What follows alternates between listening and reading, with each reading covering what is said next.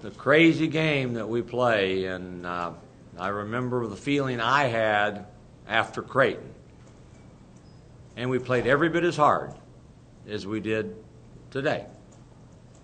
But today we found a way to make one extra play, one more play, and be euphoric as we raced to the locker room. This was a really great win for us, and to a man, everybody that played made plays that won for us. We'll remember the plays at the end of the game, but plays that happened early on allowed us to make those plays and make them significant enough to get a victory. So this was terrific. But we expected to win. We thought we would win. We thought we were the better team.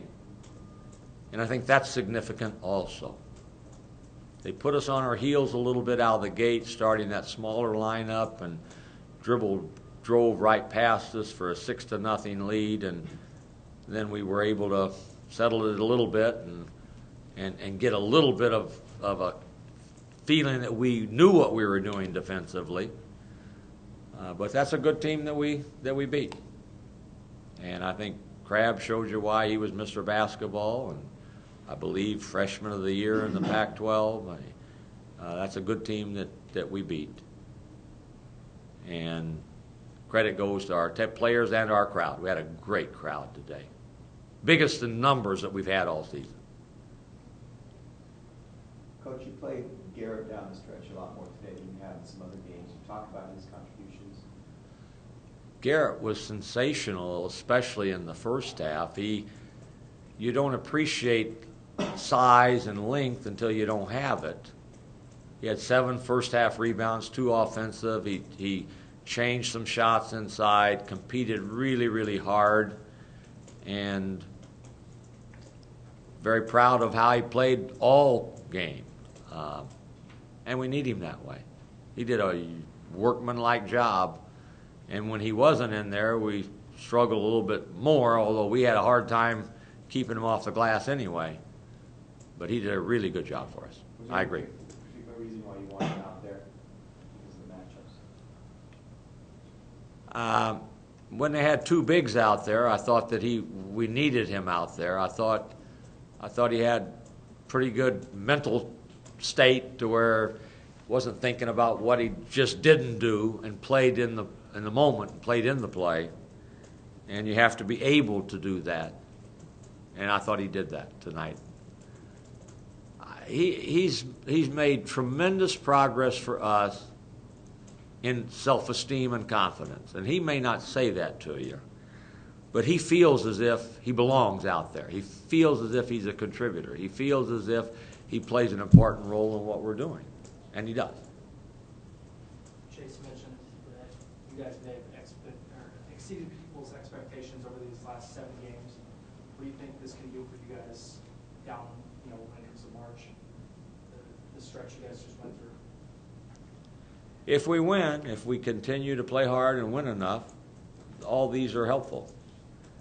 If you fall on your face when people say, well, let's just wait till Vegas comes in here for the conference opener, then it means nothing.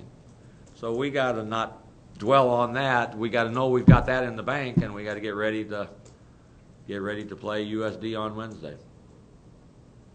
Coach, how do you feel about where your team is at right now after these tough stretch of games? We've got a good team. We've got a very good basketball team.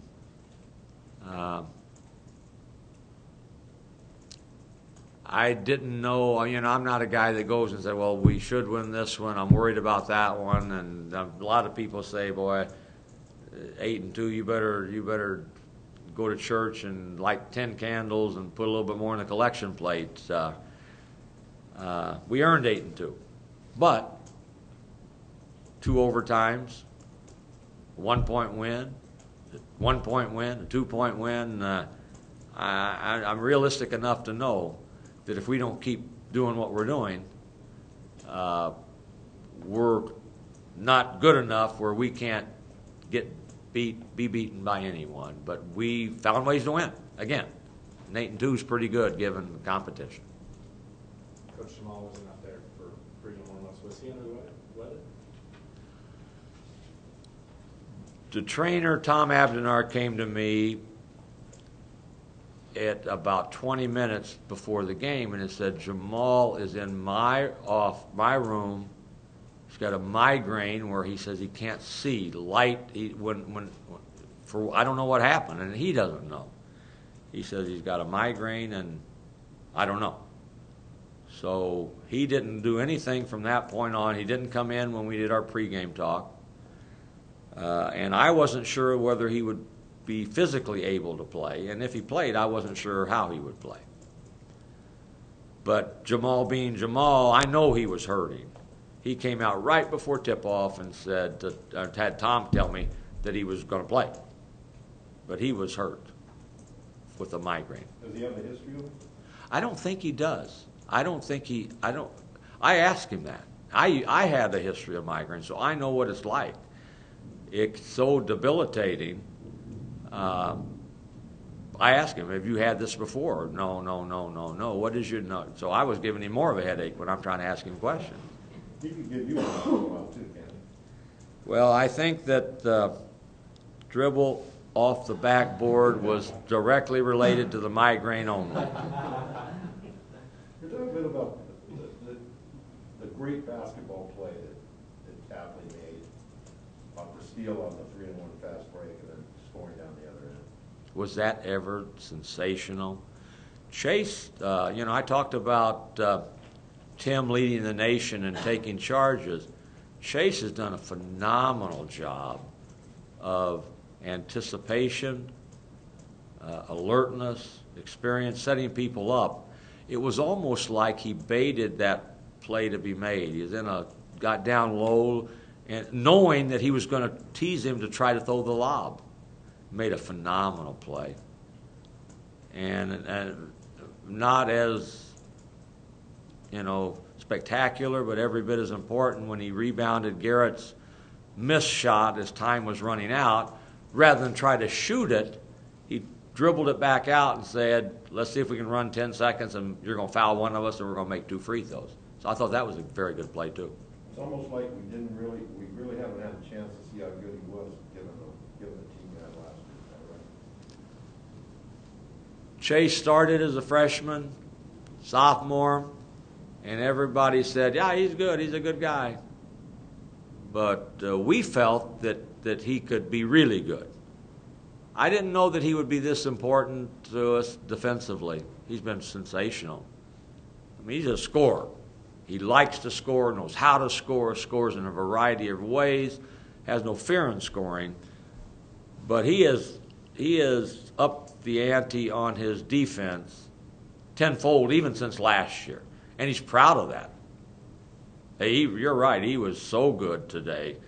The stat line is really good, but the most important plays were those 2 he made down the stretch. Coach, stats aside, was he a guy coming off of last year that you were looking to step into a leadership role this season, and has he done that? Was who? Chase. Chase? You hope that your most experienced players and your better players would do that. Chase is not a big talker. He's not a big raw guy. He's worked harder on his physical conditioning. He's worked harder on the parts of the game that everybody says you're not very good at.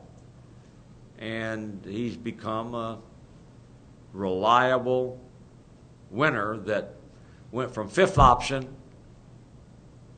to 1st option. And everybody likes that, starting with Alice and Tommy, his mom and dad. That got it? Coach, would you have taken 8 and 2 at the start of the season? I'm sorry? Would you have taken 8 and 2 at the start of the season? I'm greedy, Nick. I probably wouldn't have. I probably would have said we're good enough to win them all, and we're going to beat Baylor at Baylor for our first marquee win, and we didn't. But I think most people would say 8 and 2. That's pretty doggone good, given who we've played and all that.